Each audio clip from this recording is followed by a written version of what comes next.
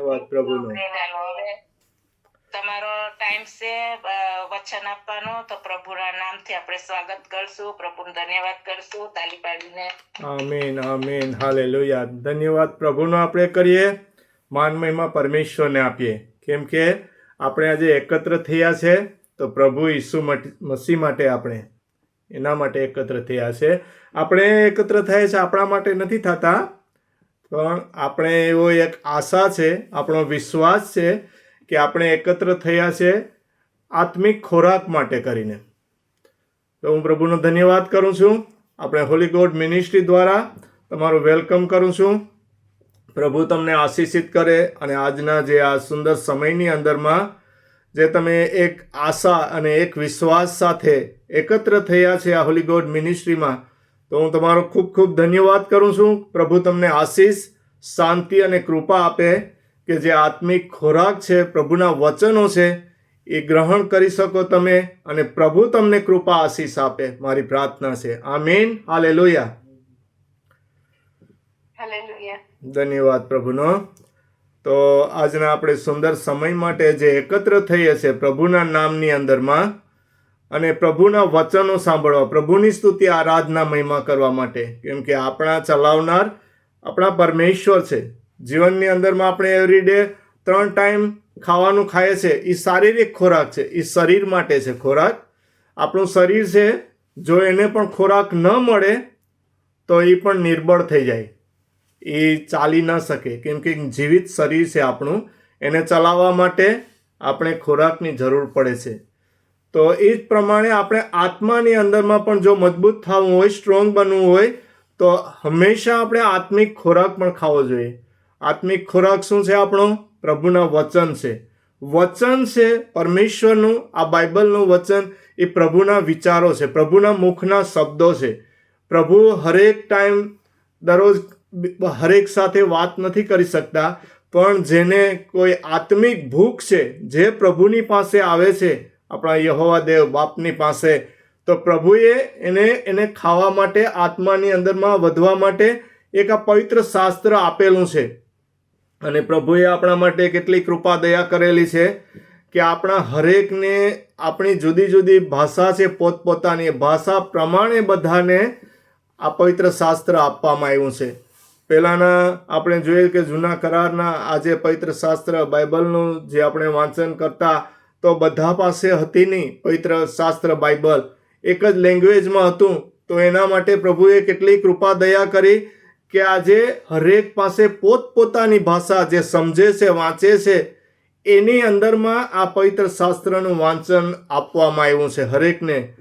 તો આપણે પ્રભુનો ધન્યવાદ કરવો જોઈએ કે આ દુનિયાની અંદરમાં સૌથી જો કિંમતી હોય, અનમોલ વસ્તુ હોય, જેની કોઈ આપણે આ દુનિયાની કિંમત, આ વસ્તુઓ સાથે એનો આપણે બરાબરી કરી શકતા નથી. હરેક જો દુનિયાની કોઈ પણ જે માણસો સમજતા હોય કે મારા માટે આ ઇમ્પોર્ટન્ટ છે, મારા માટે તો આ મોંઘામાં મોંઘી વસ્તુ છે, આ બહુ કિંમતી છે, આ મને જીવન આપનારી વસ્તુ છે, માણસો પોતપોતાની ઈચ્છા પ્રમાણે સમજતા હોય, વિચાર કરતા હોય. પણ આજે આપણે વિશ્વાસીઓએ એક વિચાર કરવાનો, એ જ આપણે આશા વિશ્વાસ રાખવાનો છે કે પરમેશ્વરના જે આ વચન છે, તો હરેક બાબતોની અંદરમાં, હરેક વસ્તુઓની અંદરમાં બધા કરતાં ઉત્તમ છે, કિંમતી છે. આપણા માટે કિંમતીમાં કિંમતી, આપણા જીવનની જરૂરિયાત વસ્તુની અંદરમાં પ્રભુનું વચન છે, એ જ આપણો આત્મિક ખોરાક છે. એ આપણા આત્માને વધારે છે ને આત્માને આપણે ચલાવે છે. તો આપણે પ્રભુની સંગતિમાં, પ્રભુની સભાઓની અંદરમાં, પરમેશ્વરની પ્રાર્થનાની અંદરમાં આપણે વધતું રહેવાનું છે રોજ દરરોજ. કેમ કે જો આપણે એમાં નહીં રહીએ તો આ સંસારની અંદરમાં જે આ ધરતીનો આપણે કહેવામાં આવે શૈતાન રાજા, જેને અધિકાર આપવામાં આવ્યો છે આ ધરતી ઉપર, એ આપણને તરત જ નીચે નાખી દેશે અને દબાવી દેશે. કેમ કે જો આપણાની અંદરમાં આત્મિક શક્તિ નહીં હોય તો આપણે શૈતાનનો સામનો નહીં કરી શકીએ. કેમ કે આ પ્રભુ પિતા પરમેશ્વરે એના દીકરાને મોકલીને આપણા માટે એક વચન આપ્યું છે. પ્રભુ ઈસુ કહે છે કે આ જગતની અંદરમાં તો બહુ તકલીફો છે, મુસીબતો છે, પ્રોબ્લેમ છે. આ સંસારની અંદરમાં જીવવું સહેલું નથી, પણ આ સંસાર ઉપર, આ દુનિયા ઉપર મેં વિજય મેળવ્યો છે. તો મારા ઉપર વિશ્વાસ કરો અને તમારા હૃદયોને, દિલોને વ્યાકુળ થવા ન દો.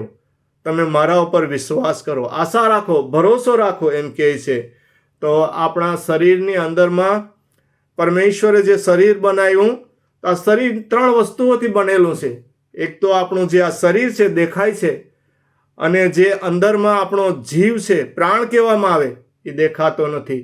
તો આપણા શરીરને, પ્રાણને જીવતું રાખવા માટે, વધવા માટે આપણે હંમેશા જે શારીરિક ખોરાક ખાઈએ છે, અને આપણાની અંદરમાં એક પવિત્ર આત્મા પણ આપવામાં આવ્યો છે. હરેક મનુષ્યની અંદરમાં 3 વસ્તુ હોય છે: શરીર, પ્રાણ અને આત્મા. પણ જે લોકો પ્રભુના વચનની અંદરમાં વિશ્વાસ કરે છે, પ્રભુની પાસે આવે છે, પિતાની પાસે આવે છે, એને પવિત્ર આત્મા આપવામાં આવે છે. જે આત્મા છે એ પવિત્ર આત્મા એટલે હોલી સ્પિરિટ, એની અંદરમાં એનું પરાવર્તન થઈ જાય છે. તો આપણે એને હંમેશા જાગ્રત રાખવા માટે, હંમેશા એની વૃદ્ધિ માટે આપણે પરમેશ્વરના વચનો પર ચાલવું પડશે, આત્મિક ખોરાક ખાવો પડશે, પ્રભુના લોકોની સંગતિમાં રહેવું પડશે. પ્રભુને આ જે સમય આપ્યો છે, પ્રભુએ આપણને આ સમય પ્રભુને માટે આપવો પડશે.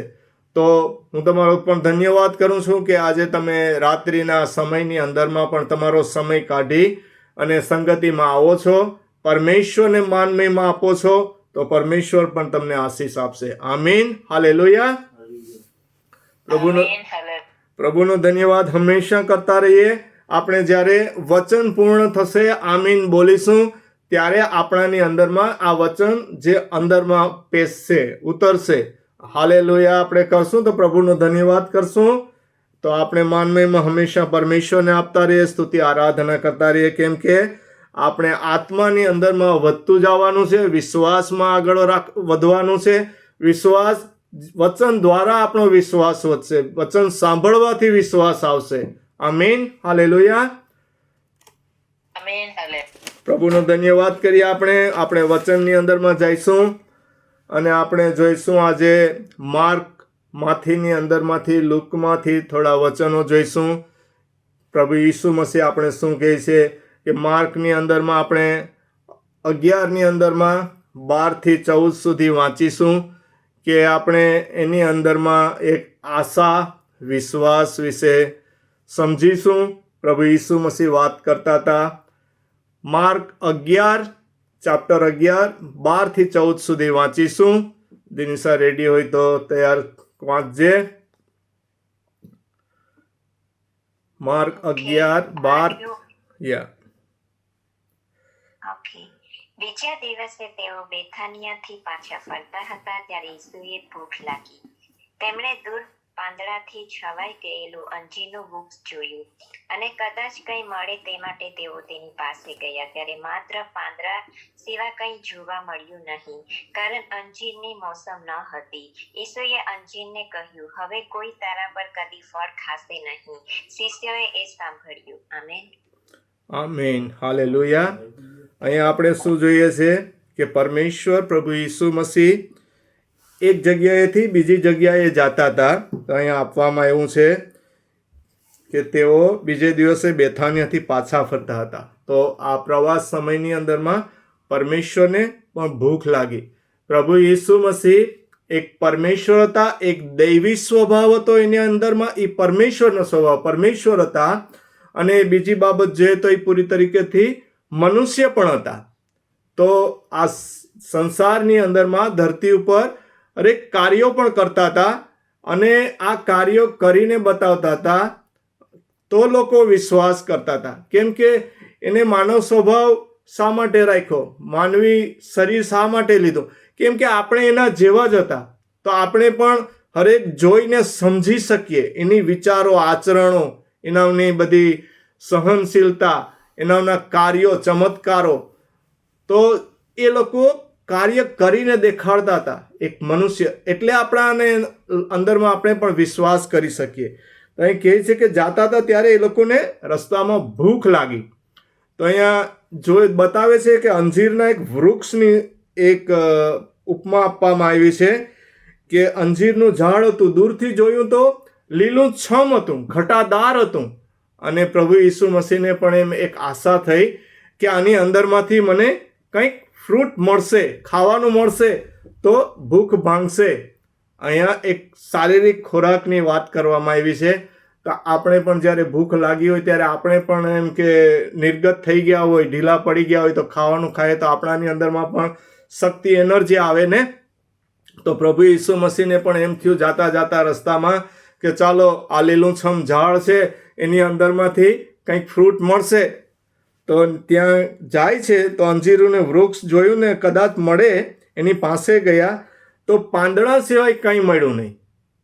તો ઝાડ હતું લીલુંછમ પણ પાંદડા જ હતા, ફ્રૂટ એક પણ નહોતું. અને પ્રભુ ઈસુ મસીહ ત્યાં શું કહે છે? કારણ અહીંયા બીજા વાક્યની અંદરમાં જોવામાં આવે છે કે અંજીરીની મોસમ ન હતી.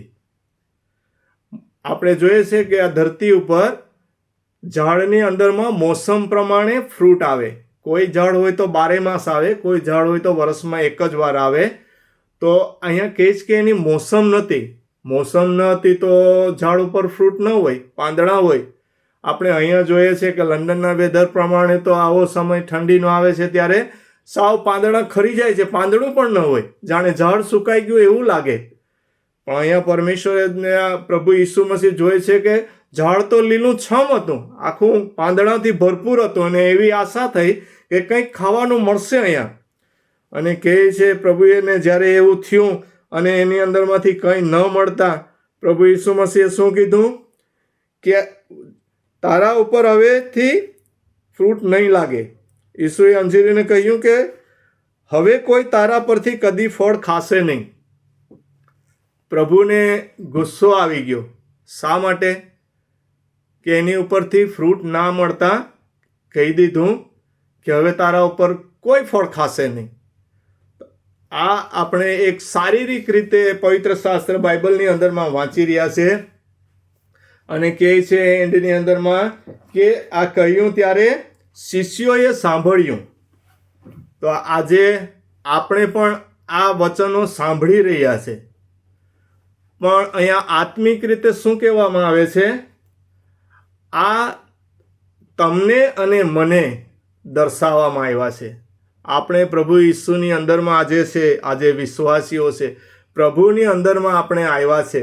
એક પરમેશ્વરની અંદરમાં આશા છે અને પ્રભુએ આપણને પસંદ કર્યા છે, આપણે બોલાવ્યા છે. તો અહીંયા પ્રભુનું કહેવાનું થાય છે કે મેં તમને એક આ ઝાડ સમાન બનાવ્યા છે, તો તમારાની અંદરમાં ફ્રૂટ લાગવા જોઈએ, ફળ આવવા જોઈએ. પ્રભુ ઈસુ મસીહ તો જ્યારે આપણે પણ ન્યાયના દિવસે આપણી પાસે આવશે, આપણે હમણાં વિશ્વાસીઓ છે, પ્રભુના દીકરા દીકરીઓ બન્યા છે, તો આપણાની અંદરમાં પણ આ પરમેશ્વરના જે વચન છે એના દ્વારા આપણની અંદરમાં ફ્રૂટ આવવા જોઈએ. અહીંયા વચનમાં કહેવામાં આવ્યું છે કે અંજીરીની મોસમ ન હતી. આ સૃષ્ટિના સર્જનહાર પરમેશ્વર પ્રભુ ઈસુ મસીહ એને તો આ બધી વસ્તુ બનાવી છે.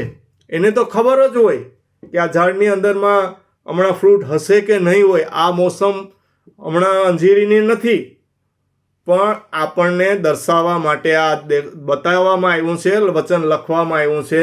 અને શિષ્યો હતા અને શિષ્યો પણ સાંભળે અને સમજે, કેમ કે પરમેશ્વર આ હરેક બાબતો દ્રષ્ટાંત દ્વારા વાત કરતા હતા. એ સીધી ડાયરેક્ટ વાત કરતા નહોતા. પ્રભુ ઈસુ મસીહ ઘણી વખત દ્રષ્ટાંતમાં જ વાત કરતા હતા. ત્યારે શિષ્યો પણ એ લોકોને પૂછતા હતા કે ગુરુ તમે શા માટે દ્રષ્ટાંતમાં જ વાત કરો છો? તો પ્રભુ શું કહેતા હતા ઈસુ મસીહ લોકોને કે આ પરમેશ્વરનું જ્ઞાન બુદ્ધિ તમને આપવામાં આવ્યું છે, વિશ્વાસીઓને માટે, લોકોને માટે નહીં, કે જેથી આ વચનોની અંદરમાં જે ગૂઢ રહસ્ય છે, જે એક ઊંડી બાબતો છે, જે નોર્મલ આપણે આ દુનિયાવી આંખોથી કે દુનિયાવી કાનોથી કે હૃદયથી કે મનથી આપણે જોઈ સમજી શકતા નથી. આ વચનની અંદરમાં એવો ખજાનો હોય છે, ગૂઢ રહસ્ય હોય છે, જે વિશ્વાસીઓને માટે જ કે આત્મિક છે એ લોકો જ સમજી શકે. એટલા માટે પ્રભુ ઈસુ મસીહ અહીંયા દ્રષ્ટાંત દ્વારા વાત કરતા હતા. આપણે આગળ વાંચીશું માથીની અંદરમાં 21, 18 અને 18 થી 19 આપણે વાંચીશું. માથ્યુ ચેપ્ટર 21, 18 થી 19. તિનિસા કાઢી રાખજે. તો પ્રભુ ઈસુ મસીહ અહીંયા કહે છે કે તમારી પાસે જો જ્યારે ન્યાયનો દિવસ આવશે હું આવીશ અને તમારામાં જો આ મારા ફળ નહીં દેખાય તો એ દિવસે પ્રભુ કહી દેશે કે હવેથી હું તમને ઓળખતો નથી. પ્રભુ તમે એ બહુ કર્યું, પણ કહી દેશે કે ઓ દંભીઓ, ઓ અવિશ્વાસીઓ, દૂર જાઓ, હું તમને ઓળખતો નથી. તો આપણે આજના વચનની અંદરમાં કદાચ મસાલો વધારે હશે, તીખું પણ લાગશે, તો આપણે પ્રભુનો માન મહિમા કરતાં, ધન્યવાદ કરતાં આ વચન ગ્રહણ કરવાના છે. આપણે પ્રભુના જે વચનોની અંદરમાં ચાલવાનું છે. પ્રભુએ જે આજ્ઞાઓ આપી છે એ આપણે પાળવાની છે. અને આપણે જો પાળતા નથી તો પવિત્ર શાસ્ત્રની અંદરમાં ફરોશીઓ અને બીજા વચ્ચે જે હતા એના વિશે પણ વચન આપવામાં આવ્યા છે. તો આપણે જે એવા હતા જે પોતાની એક નિયમો બનાવી લીધા હતા ફરોશીઓએ, એની અંદરમાં આપણે એના જેવું થવાનું નથી. આપણે એક આત્માથી આપણે પ્રભુના એક આદરયુક્ત ડર સાથે ચાલવાનું છે. વચન કાઢી લીધું તો વાંચજે. માથી 21, 18 થી 19. બીજા દિવસે સવારે શહેરમાં પાછા આવતા ઈસુને ભૂખ લાગી હતી. માર્ગની બાજુએ અંજીરી હતી, તે તેની નજીક ગયા, પણ એકલા પાંદડા સિવાય કંઈ જોવા મળ્યું નહીં. તેથી ઈસુએ અંજીરીને કહ્યું, હવેથી તારા પર કદી ફળ લાગશે નહીં. તરત જ તે અંજીર સુકાઈ ગઈ. આમેન. આમીન. હાલેલુયા. તો અહીંયા પ્રભુના જે બે આ લેખકો છે એ લોકો માર્ક અને માથી બંને એક સાક્ષી આપે છે કે પ્રભુ ઈસુ મસીહ શિષ્યો સાથે જાતા હતા ત્યારે આ દ્રષ્ટાંત દ્વારા વાત કરી. તો પ્રભુ કહે છે કે જો આપણાની અંદરમાં ફ્રૂટ નથી તો આપણને પણ પ્રભુ કહી દેશે કે જાઓ. મતલબ આપણે એક અંજીરના ઝાડ જેવા, આપણામાં અંજીર નહીં હોય તો પછી એક આપણને પણ કહી દેશે અને આપણે પણ સુકાઈ જશું.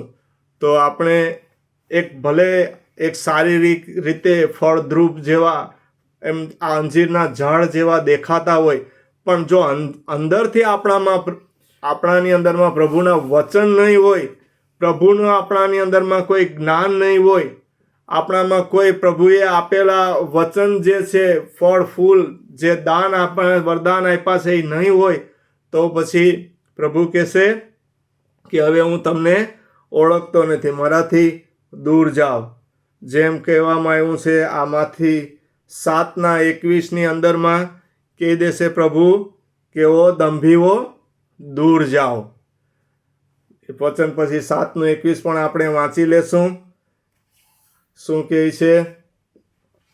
કેમ કે આપણે પ્રભુએ જે બુલાહટ આપી છે, તો આ બુલાહટની અંદરમાં પ્રભુએ આપણા માટે એક આશા રાખી છે આપણાની અંદરમાં કે હું આ મારા લોકને જે બનાવી રહ્યો છું, બોલાવી રહ્યો છું, પસંદ કરી રહ્યો છું, તો પ્રભુને પણ એક આપણા ઉપર એક વિશ્વાસ ભરોસો છે. અને જો આપણે એ વિશ્વાસ ભરોસામાં નહીં આવીએ, આપણે પ્રભુના વચનો પ્રમાણે નહીં ચાલીએ, તો પ્રભુએ આપણે જે કૃપા આપી છે, દયા આપી છે, એ જ્યારે ન્યાયનો સમય આવશે, એન્ડનો સમય આવશે, ત્યારે પ્રભુ કહી દેશે કે હવે પ્રભુ માત્ર કરવાથી હું તમને ઓળખતો નથી. કંઈ તમારાની અંદરમાં મને ફળ તો દેખાતા નથી, કોઈ મારું કામ તો દેખાતું નથી, મેં તમારા ઉપર જે મહેનત કરી હતી, તમારા ઉપર કૃપા કરી હતી, આ બધું તો બરબાદ થયું છે, નકામું ગયું છે. તો વચન મળી ગયું હોય તો વાંચજે. જે કોઈ મને પ્રભુ પ્રભુ કહીને પુકારે છે તે બધા ઈશ્વરના રાજ્યમાં પ્રવેશ કરશે તેવું નથી, પણ જે કોઈ મારા આકાશમાંના ઈશ્વર પિતાની ઈચ્છાને અનુસરે છે તેવો જ પ્રવેશ કરશે. આમીન. આમીન. હાલેલુયા. આપણે માત્ર આપણા મુખના શબ્દોથી નહીં પણ વચન દ્વારા આપણે સમજીએ છીએ, કેમ કે આ પ્રભુના મુખના વચનો છે. આપણે જો પ્રભુ કરતાં જ આપણે જો એકત્ર થઈએ છીએ, આપણે એક શું કે આપણે ખાલી દુનિયાવી બાબતો આપણે ખાલી નિભાવી રહ્યા છે કે ચાલો ભાઈ આપણે શનિવાર છે કે રવિવાર છે કે આજે પ્રભુનો દિવસ છે, ચાલો આપણે સભામાં એકત્ર થઈ જાય, પ્રાર્થનામાં બેસી જાય, પણ આપણે પણ આ વચનો વાંચવાના છે, વચનનું જ્ઞાન મેળવવાનું છે, આપણે પણ એકબીજાને માટે પ્રાર્થના એ કરવાની છે, આપણે વિશ્વાસમાં આગળ વધવાનું છે, કેમ કે પ્રભુએ આપણને પણ હરેકને પ્રભુની નજરની અંદરમાં આપણે બધા સરખા છે. હું કોઈ મોટો જ્ઞાની નથી કે બીજા કોઈ નાના નબળા છે એ કોઈને કોઈ વિસાત નથી, પણ પ્રભુની નજરની અંદરમાં હરેક વ્યક્તિ બરાબર જ છે. પ્રભુ બધાને માટે સૂરજ ઉગાવે છે, પવન આપે છે, વરસાદ આપે છે, બધી હરેક વસ્તુઓ પૂરી પાડે છે. આપણો એવો વિશ્વાસ છે, કેમ કે પ્રભુ ઈસુ મસીહ કહે છે કે દુષ્ટો માટે પણ એ જ છે અને વિશ્વાસીઓ માટે પણ એ જ છે. પ્રભુએ આ બધાનું સર્જન કર્યું છે, પણ પ્રભુએ સ્પેશિયલી જે બુલાહટ આપી છે, પ્રભુના જે લોક છે એને પ્રભુના કાર્ય માટે કાર્યરત બની રહેવાનું છે. આમીન, હાલેલુયા. આમેન. હાલે. આપણે માર્કની અંદરમાં જાશું, માર્ક 11:20 વાંચીશું. બીજા દિવસે વહેલી સવારે રસ્તે જતા તેમને પેલી અંજીરી જોઈ, તે સમુદ્રી સુકાઈ ગઈ હતી. આમીન. આમીન, હાલેલુયા. સમૂળગી સુકાઈ ગઈ હતી. પ્રભુ એની પાસેથી ગયા ત્યારે કીધું હતું કે હવે તારાની અંદરમાં તારા ઉપરથી કોઈ ફળ ખાશે નહીં. પણ ફરીવાર ત્યારે જોઈ છે ત્યારે કહે છે કે સમૂળગી સુકાઈ ગઈ હતી. એનો મતલબ શું થયો? જો આ પરમેશ્વર પ્રભુ ઈસુ મસીહ ન્યાયના દિવસે આપણો ન્યાય કરશે, હરેકે આપણે એક વ્યક્તિએ, વિશ્વાસીએ કે અવિશ્વાસીએ, તેમની સમક્ષ ઊભા રહેવું પડશે.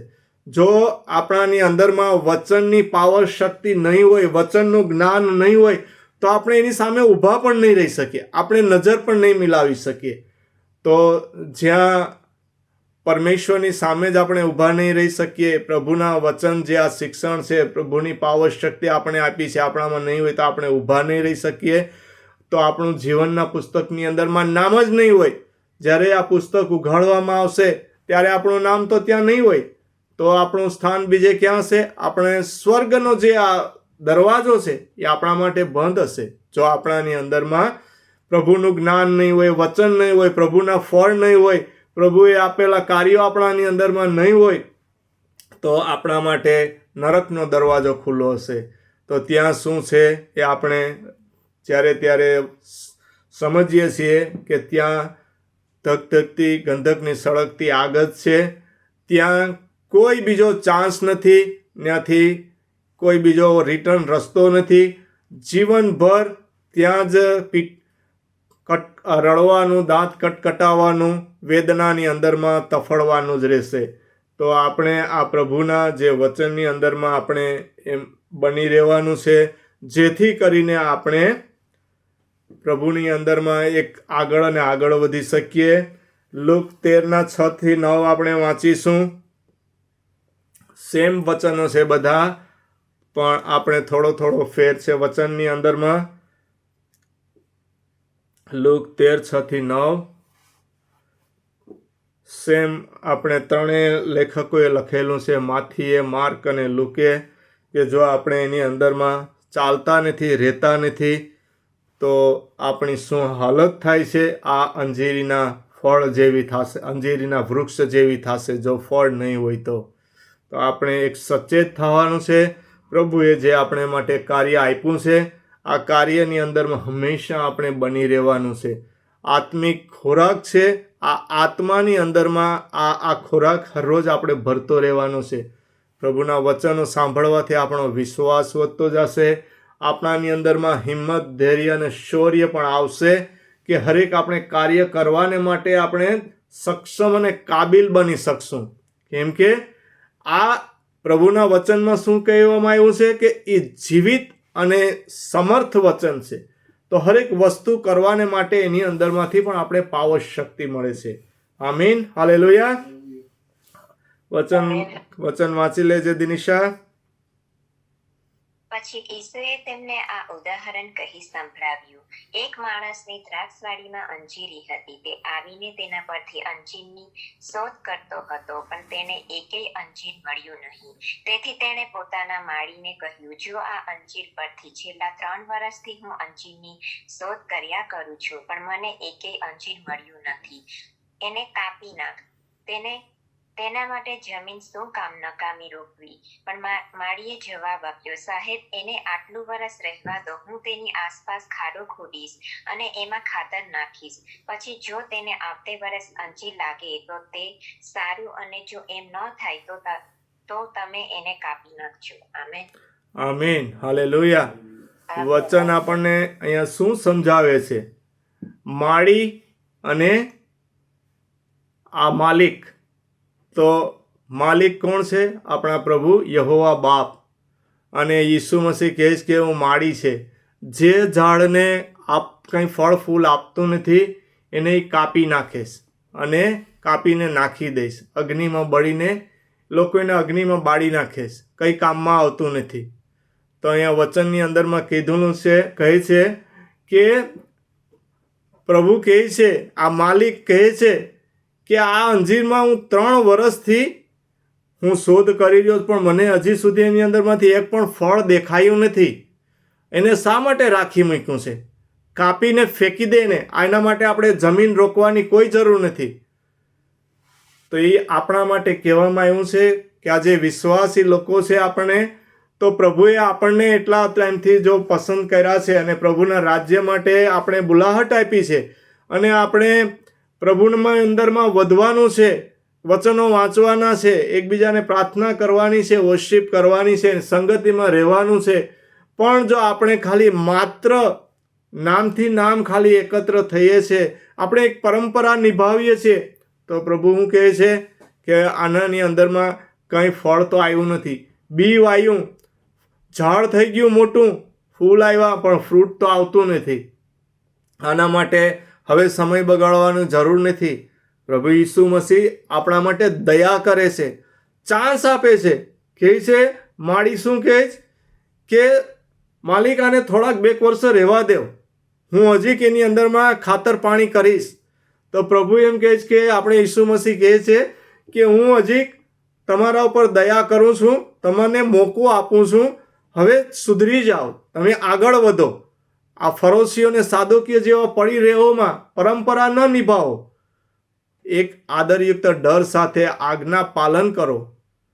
પ્રભુ આપણને સમજાવવા માંગે છે અહીંયા આ વચનોની અંદરમાં. માત્ર પ્રભુ પ્રભુ કરવાથી કે આપણે ઉપરથી નામ લઈ લેવાથી, વાંચવાથી કે આપણે આગળ વધશું નહીં. પ્રભુની જે આજ્ઞાઓ છે, એના કમાન્ડમેન્ટ છે, ધારા ધોરણો છે, એની અંદરમાં આપણે આગળ વધવું પડશે.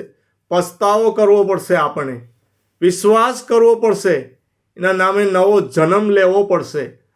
ત્યારે આપણે પ્રભુના રાજ્યની અંદરમાં આગળ વધીશું, આપણામાં ફળ ફૂલ લાગશે. આમીન. હાલેલુયા. આમીન. પ્રભુનો ધન્યવાદ કરતા રહીએ. આપણે માન મહિમા પરમેશ્વરને આપીએ.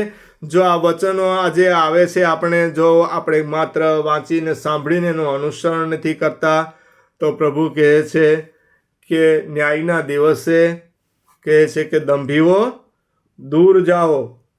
અને લુકા 13ની અંદરમાં, લુકા 13:25-27ની અંદરમાં પણ સેમ કહે છે. આપણે વાંચીશું, કેમ કે આ વચનો વાંચવા, સાંભળવા, સમજવા માટે આપણે આત્માની જરૂર છે, આત્મિકતાની જરૂર છે. આત્મિક આંખો, આત્મિક કાનો, આત્મિક મન અને આત્મિક હૃદય. જે આ વચનો છે આપણને ધોઈને શુદ્ધ કરે છે. આપણે બાહ્ય રીતે તો રોજ માટે નાહી ધોઈ અને ચોખ્ખા બહારથી દેખાઈએ છીએ, થઈએ છીએ, પણ અંદરમાં જે આપણાની અંદરમાં દુષ્ટતા હોય, કડવાશ હોય, મેલ હોય, એકબીજા પ્રત્યે આપણે ઘૃણા, નફરત, કડવાશ હોય, એકબીજાને પ્રત્યે આપણે ભરી રાખ્યું હોય.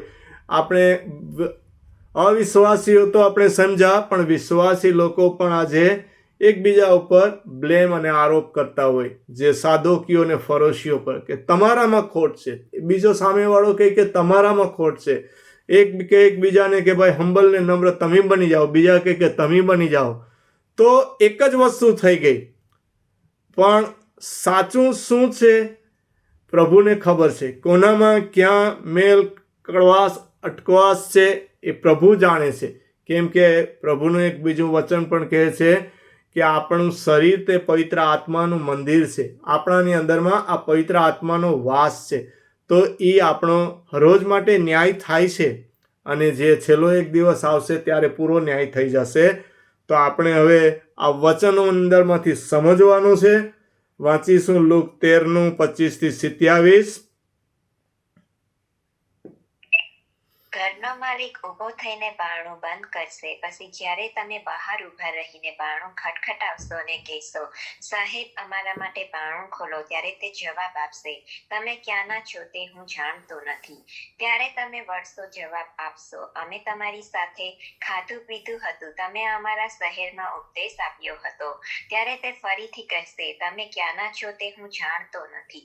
ઓ સર્વ દુર્જારીઓ, મારાથી દૂર જાઓ. આમેન. હાલેલુયા. પ્રભુ શું કહે છે આપણે કે ઘરનો માલિક કોણ છે?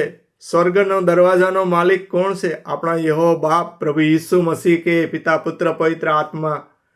જ્યારે સમય આવશે ત્યારે દરવાજો બંધ થઈ જશે. બહારેથી દરવાજો ઠોકા રાખશું, માલિક દરવાજો ખોલો, પ્રભુ દરવાજો ખોલો.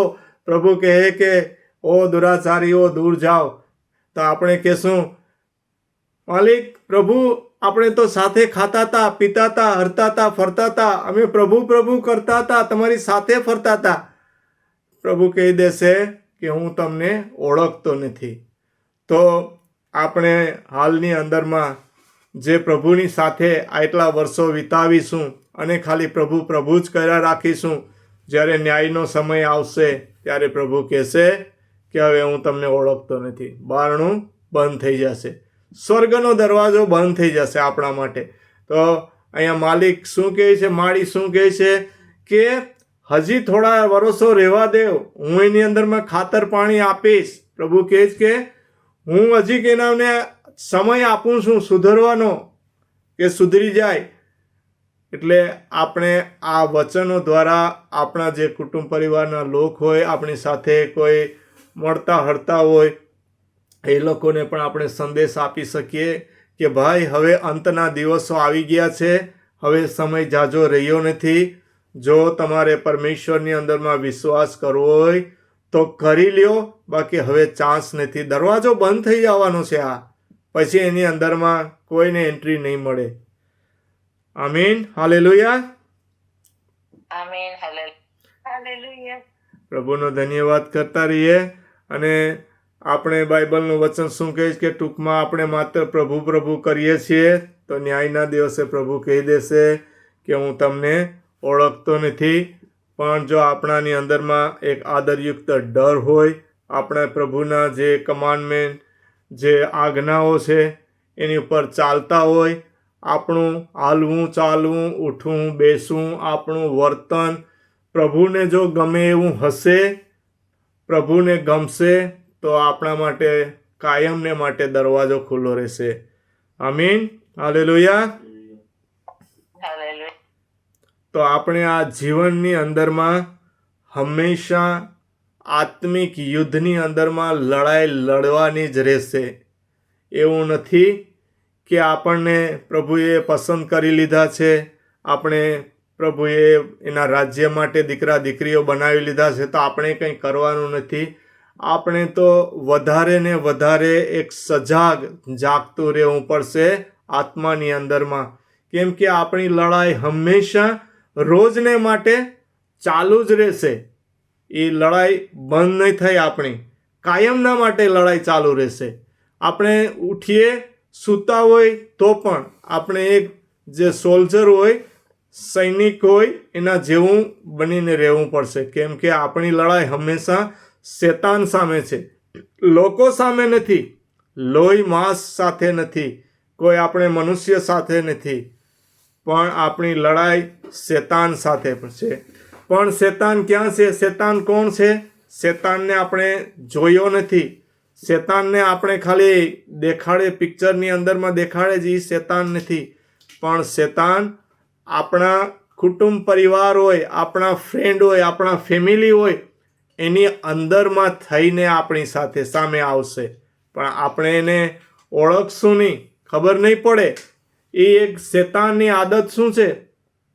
એકદમ મીઠી મીઠી સારી આપણે બહેકાવાની, મોહવાની એવી વાતો કરશે.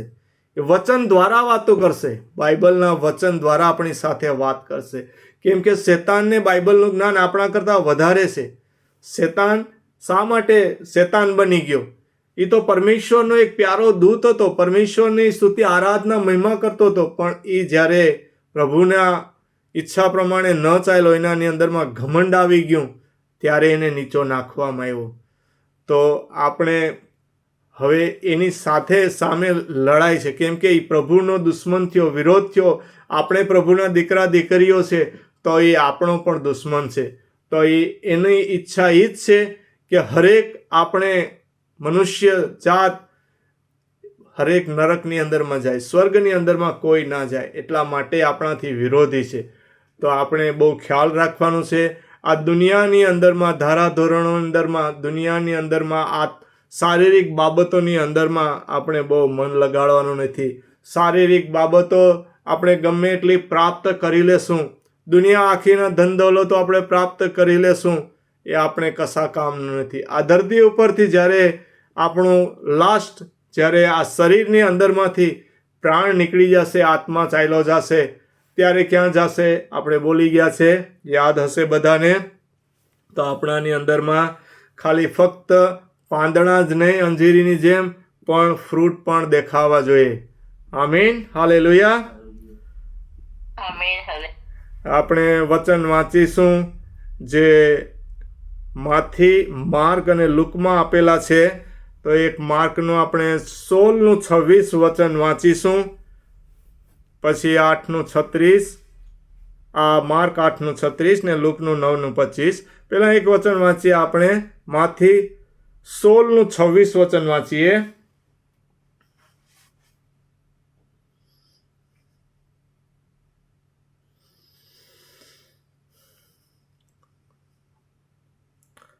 માથી 16:26. યસ. કોઈ માણસ સમગ્ર દુનિયા પ્રાપ્ત કરે પણ તેનો જીવ નાશ પામે તો તેથી તેને કંઈ લાભ ખરો? ના, કશો જ નહીં. એકવાર જીવ ખોઈ બેઠા પછી તેને પાછો મેળવવા માટે માણસ કશું આપી શકે તેમ નથી. આમેન. આમીન, હાલેલુયા. વચન માર્ક 8:36 પણ કાઢી રાખજે. અહીંયા વચન આપણે કહીશ કે આપણે સમગ્ર દુનિયા પ્રાપ્ત કરી લઈએ, એટલે કે દુનિયાની ધન દોલત વસ્તુઓ આપણી પાસે, સોના, રૂપું, હીરા, મોતી, બધું માણેક આપણે મેળવી લઈએ, આપણે ખુદ સોનાના થઈ જાય. પણ એક વખત આ શરીરની અંદરમાંથી જો જીવ ચાલ્યો ગયો ને, પ્રાણ નીકળી ગયો ને, પછી કંઈ કામનું નથી. આત્મા તો બચવાનો નથી. તો જો આપણે આપણા જીવન ખોઈ બેઠીએ, આપણા માટે આ ધરતી ઉપરનું જે એકમાત્ર જીવન નથી, આ ધરતીના જીવન બાદ આપણે સ્વર્ગના વારિસ બનાવવામાં આવ્યા છે.